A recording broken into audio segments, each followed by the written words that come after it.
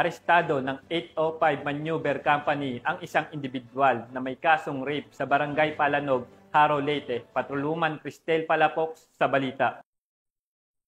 Estado ng motoridad ang isang lalaking wanted person na may kasong rape matapos mahuli sa Barangay Palanog, Haro, Leyte. Naresto ang akusado bandang alas 3:25 ng hapon ng mga tauhan ng 805 Maneuver Company. Regional Mobile Force Battalion 8 sa bisa ng warrant of arrest para sa kasong rape na walang nirekomendang piyansa. Ang akusado ay dinala sa Haro MPS para sa kakulang dokumentasyon at tamang disposisyon. Patunay lamang ng pambansang pulisya ay hindi nagpapabaya sa kanilang sinumpaang tungkulin na huliin ang mga taong tiwalag sa batas upang mapanatiling ligtas ang komunidad nang sa gayon may patupad ang kapayapaan ng bansa para sa ligtas at maunlad na bagong Pilipinas. Mula dito sa Eastern Visayas, ako ang inyong PNN correspondent, Patrolwoman Palafox, alagad ng patas, tagataguyod ng Balitang Pulis.